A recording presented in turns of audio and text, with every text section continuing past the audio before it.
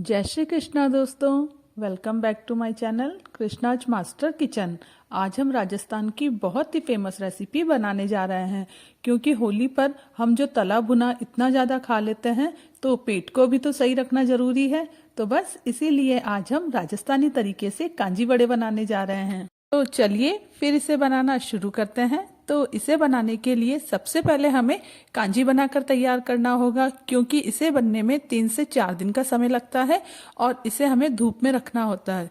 तो सबसे पहले हम इसे ही बनाएंगे। तो यहाँ मैंने 1 लीटर के करीब गुनगुना पानी लिया है और इसमें हमने सबसे पहले मिलाया है राई का पाउडर, जो कि सरसों के छोटे दाने होते हैं और जिसे हम तड़का वगैरह में काम में लेते हैं।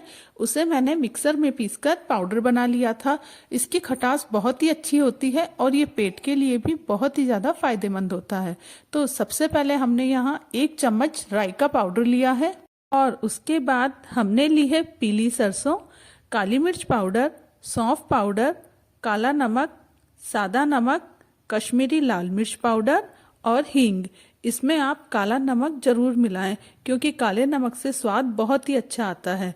अगर आप यहाँ चाहें तो काला नमक और सादा नमक दोनों ही काम में ले सकते हैं, लेकिन काला नमक तो आपको जरूर डालना है। अब हम इस पानी को ढककर 3 दिन के लिए धूप में रख देंगे। अगर आपके यहाँ अच्छी धूप नहीं आती है तो आप इसे किसी गर्म जगह पर रख सकते हैं, लेकिन कम से कम आपको 2 से 3 दिन तक इस पानी को रखना है, जिससे कि इसमें फर्मेंट अच्छे से होगा और स्वाद इसका बहुत ही अच्छा आएगा। यहाँ मेरे बाहर बालकनी में अच्छी धूप आती है, तो यहाँ मैं इस पानी को करीब 3 दिन तक रखे रखूंगी। आज इस पानी को 3 दिन हो गए हैं और बहुत ही अच्छी कांजी बनकर तैयार हो गई है। तो अब हम इसके लिए वड़े बनाकर तैयार कर लेंगे। यहाँ वड़ों को बनाने के लिए हमने ये जो छिलके वाली दाल है ये ली है। अगर आप चाहें तो यहाँ बिना छिलके वाली पीली मूंग की दाल आती है, वो भी आप ले सकते हैं, लेकिन राजस्थान में तो ये जो छिलके वाली मूंग की दाल है इसी से ही वड़े बनाए जाते हैं। इस दाल को मैंने 3 से 4 घंटे के लिए पहले ही भिगोकर रख दिया था, जिससे कि इसके सभी छिलके आसानी से उतर जाए। जब दाल अच्छे से भीग जाए तो उसके बाद आप इस दाल को मसलकर इसके छिलके उतार लीजिए। फिर इस तरह से दूसरे बर्तन में आप पानी निकाल लीजिए और ये छिलके अपने आप ही निकल जाएंगे। और यहाँ ये आप देख सकते हैं कि दाल को अच्छे से धोकर हमने तैयार कर लिया है।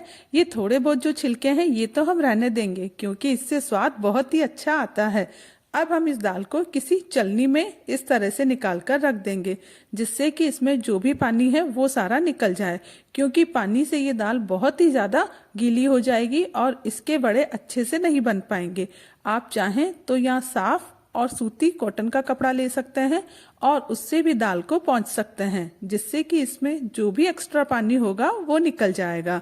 मैंने यहाँ इस चलनी में दाल को करीब 10 से 15 मिनट के लिए रखकर छोड़ दिया था, जिससे कि इसमें जो भी एक्स्ट्रा पानी था वो निकल गया।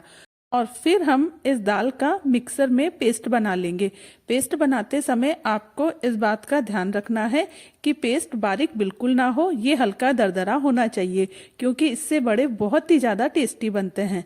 तो पेस्ट आप जब भी बनाएं तो मिक्सर को ज़्यादा देर ना चलाएं, और इसमें पानी कम होगा तो हो सकता है कि आपको इसे चलाने में थोड़ी परेशानी हो, पर एक स्पून से आप दाल को नीचे करते जाएं और फिर से आप मिक्सर को चलाते जाएं, तो इसका दरदरा पेस्ट बनकर तैयार हो जाएगा। और फिर इस दाल को हमें 8 से 10 मिनट तक फेंटना है, और इसे फेंटते समय आप इस बात का ध्यान रखें कि आपका हाथ या चम्मच जिससे भी आप इसे फेंट रहे हैं तो एक ही डायरेक्शन में आपका हाथ चलता रहना चाहिए।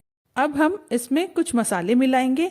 तो हम यहाँ ले रहे हैं नमक, लाल मिर्च पाउडर, जीरा पाउडर, सौंफ पाउडर, चिली फ्लेक्स, जिससे कि इसमें स्वाद बहुत ही अच्छा आता है, और साबुत धनिया हमने यहाँ लिया है, उसको हमने क्रश कर लिया है। उसके बाद हम लेंगे हींग और 2 चम्मच बेसन, क्योंकि दाल को जब भी हम मिक्सर में पीसते हैं तो ये थोड़ी गीली तो हो ही जाती है, जिससे कि हमें वड़ों को बनाने में परेशानी होती है। तो इसीलिए मैंने यहाँ 1 से 2 चम्मच बेसन मिलाया है। अगर आपके दाल ज़्यादा गीली हो जाए तो आप बेसन थोड़ा ज़्यादा ले सकते हैं। और उसके बाद आपको 1 कटोरी में पानी लेकर ये दाल का थोड़ा सा ये मिक्सर डालकर देखना है। अगर वो पानी के ऊपर तैरने लगे तो मतलब वड़े आपके बनने के लिए दाल बिल्कुल तैयार हो चुकी है। अब हम 1 कटोरी लेंगे और उसके ऊपर हमने कॉटन का गीला कपड़ा लिया है या फिर इसके ऊपर आप थोड़ा सा पानी लगा लें और फिर आप थोड़ी सी दाल लें और उसे थोड़ा पानी लगाकर बड़ों की शेप दें और फिर आप इसे फ्राई कर लें। अगर आपसे इस तरह से बड़े नहीं बनते हैं तो आप मेरी तरह ये पॉलीथीन ले सकते हैं और पॉलीथीन में थोड़ा सा पानी लगाकर फिर आप इस पे दाल रखकर और हल्के से पानी के हाथ से आप इसे बड़ों की शेप दे सकते हैं। इससे कि आप जो भी बड़े बनाएंगे उनकी शेप बहुत अच्छी आएगी। क्योंकि मुझे तो ये कटोरी और पॉलीथीन में से ये पॉलीथीन वाला आइडिया सबसे बेस्ट लगता है। आप इस तरह से बनाएंगे तो बहुत ही जल्दी और बहुत अच्छी शेप में बड़े बनकर तैयार हो जाएंगे। मैंने तो यहाँ ज़्यादातर बड़े पॉलीथीन से ही बनाए हैं क्योंकि मुझे ये बनाने में बहुत ही ज़्यादा इजी लगते हैं। आपको दोनों में से जो भी तरीके बेस्ट लगे वो आप बना सकते हैं। अब आपको इन्हें फ्राई करना है और इन्हें फ्राई करते समय भी इस बात का ध्यान रखें कि गैस की फ्लेम जो है वो मीडियम से हाई होनी चाहिए और तेल ना ज़्यादा गर्म होना चाहिए और ना ही ज़्यादा ठंडा होना चाहिए। तेल भी मीडियम गर्म होना चाहिए। जब सभी बड़े बनकर तैयार हो जाएं तो फिर हमने यहाँ पर गुनगुना पानी लिया है और उसमें मिलाया है आधा चम्मच नमक और सभी बड़ों को इसमें डालकर इस तरह से आप ढककर करीब 15 से 20 मिनट के लिए रख दें। तो अब आप देख सकते हैं कि बड़े हमारे बिल्कुल परफेक्ट बनकर तैयार हो गए हैं। तो चलिए अब इन्हें कांजी में डिप करके खाते हैं। और हाँ, वीडियो को लाइक करना बिल्कुल ना भूलें और अगर आप इस चैनल पर नए हैं तो चैनल को सब्सक्राइब जरूर करें।